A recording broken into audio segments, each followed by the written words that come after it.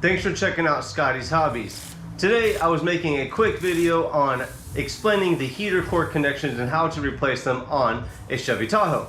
And coincidentally, while I was touching it, they went bad. It actually broke and started leaking when I pulled it out of the garage. So we're going to go ahead and I'm going to show you how I replaced the T's going to the heater core and the rear heater accessory. Like, subscribe, and share while we're going. I'm going to show you all the tools that you need, and I'm going to show you how I get this job done.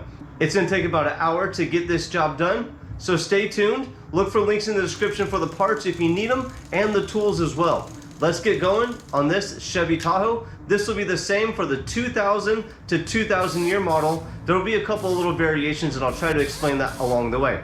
Let's go. Here are all the parts that are going to be replaced in this video.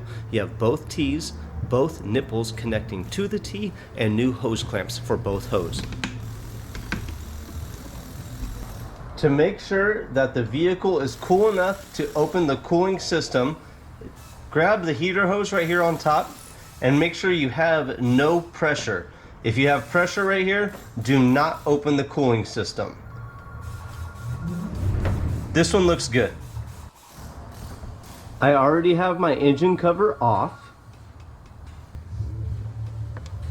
I'm gonna reach up to the firewall, the white one first on the driver's side. Grab the ears on the back. So what I'm gonna be doing is grabbing these ears and pulling forward or pulling towards me. If that doesn't work the first time, I'll grab the ears, push into the firewall, and then pull back out, and hopefully it'll come out. Came right off. Easy, easy.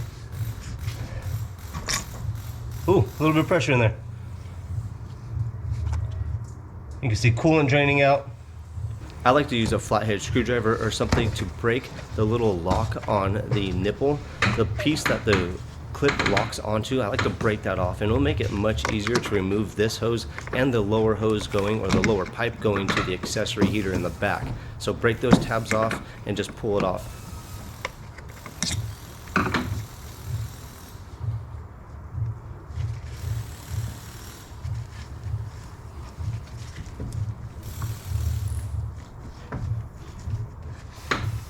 Actually got it off. You can see pushing and pulling while I was squeezing the ears, both ears, got it to come loose. There you go. Now in a moment, we're gonna cut this one off. I'll show you how to do that shortly. Let's get everything loosened, taken off. Let's try to get this black one off.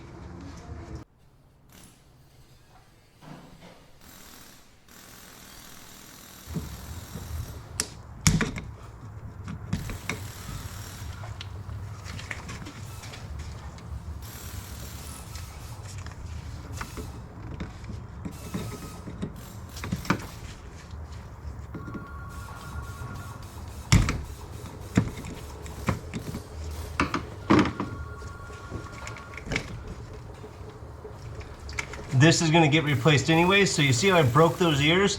We're going to do the same thing to get the accessory heater off if it is applicable to your vehicle. On the 2007 to 2009 year models, I've noticed that this little hose clamp is actually a fitted or a pressed hose clamp. You could use a die grinder to cut it off if you have one, or replace this whole hose if needed that goes down to the water pump.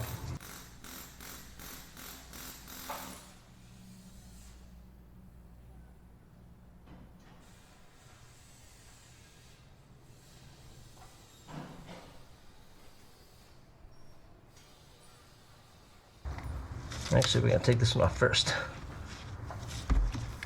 Let's go ahead and break these tabs off.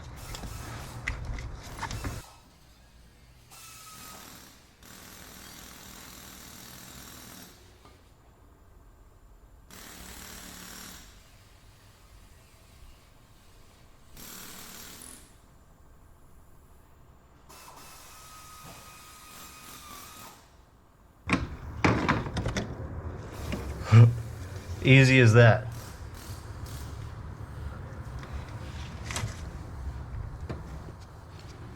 Let's go ahead and get the black one off now.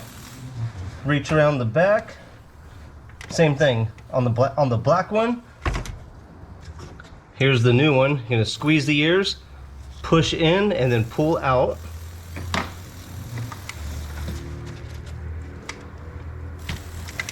That one came right off. This one was the one that was leaking already. I broke the ears, or the little keeper tab, lock tab, already. This one right off. Clean everything up, just wipe it off. Make sure you don't feel any weird burrs or anything.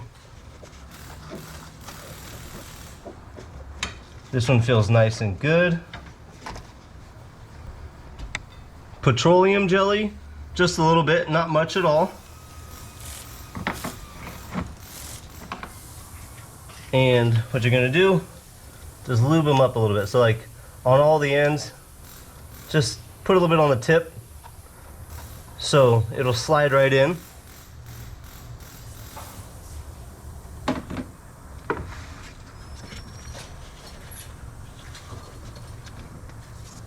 And let's see. Put it on the auxiliary. Lock it in, nice. Now onto the heater core. You listen for a click when you're putting these together. Nice, nice and good. Now for the white one on the driver's side. Already got the lube on it. Get it on. Nice. Onto the heater core. Make sure it's nice and tight. So give it a little tug, pull towards the front of the vehicle so you know it won't come off when you get pressure in it. When the cooling system builds up pressure, it won't fly off. Same thing with your passenger side black hose. Black connector, I should say. Alright, now you see the hole that goes all the way through to the hose. You're going to cut this one off, or cut it on both sides using the dikes. Hopefully.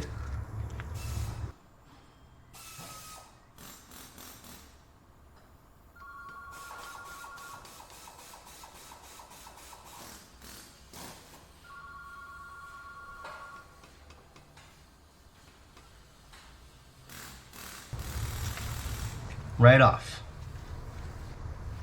We're going to put a conventional hose clamp like this onto this one when we get the connector off.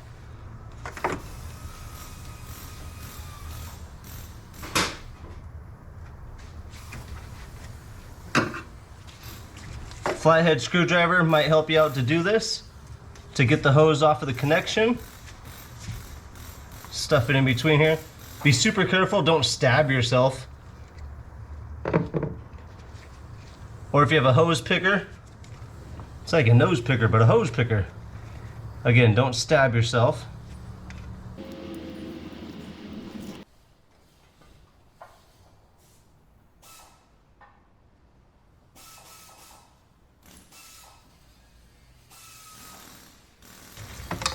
It's a lot harder to do this when you're trying to make a decent video. Usually just don't really care. Just manhandle it, but... Or in this case, there's already a new hose. I could just take the hose off and connect it to the new one. But I'm trying to make it so it looks like something that you at home would be doing.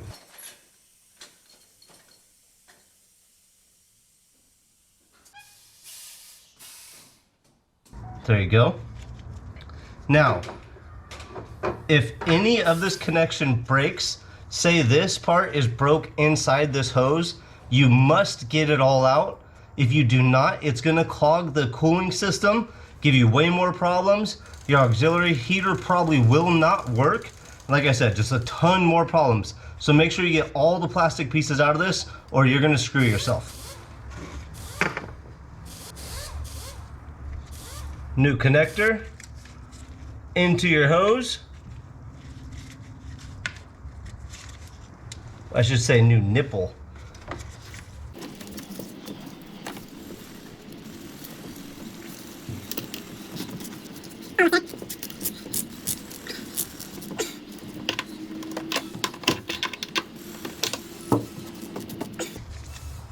Get it as far as you can up to the stopper.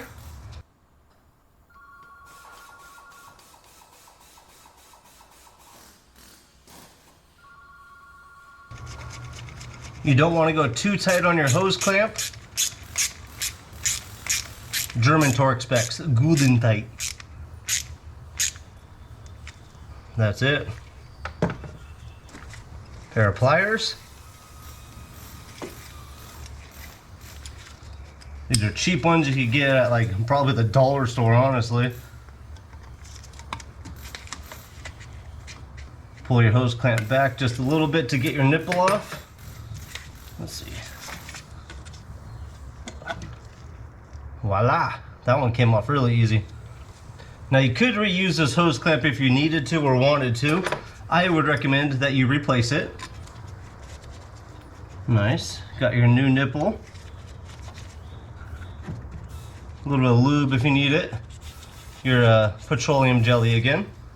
Not much, just on the tip.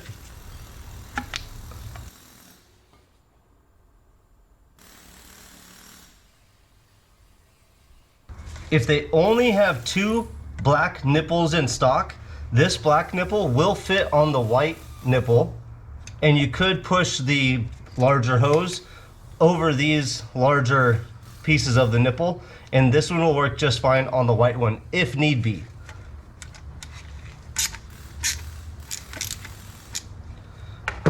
Again, on the newer ones, this hose is a compression or a pressed hose clamp on that one, on the black one on the passenger side. So you can cut that off using a die grinder or anything that you could use to get it off, but be careful, do not cut your hose if you're going to reuse it. If need be, just go ahead and replace the hose that goes down to the heater, to the water pump. A little bit of lube right on the tip.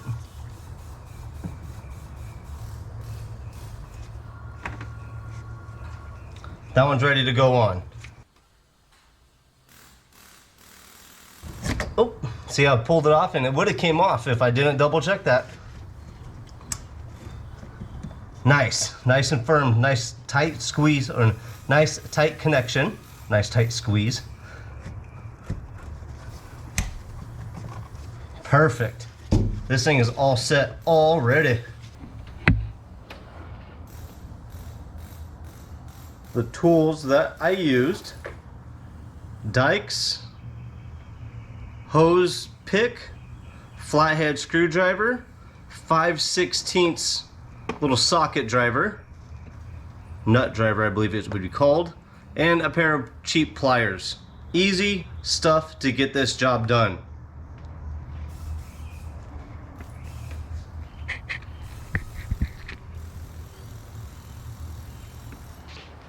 This will apply to all Chevy, Cadillac, GMC trucks and SUVs. The GMC Sierra, Chevy Tahoe, GMC Yukon Denali, the Cadillac Escalade, the Chevy Suburban, all of them. And I believe even the H2, like the 2002, 2005-ish, whatever those ones are. But all of them, they have them. So it's about 150,000 miles, get them replaced.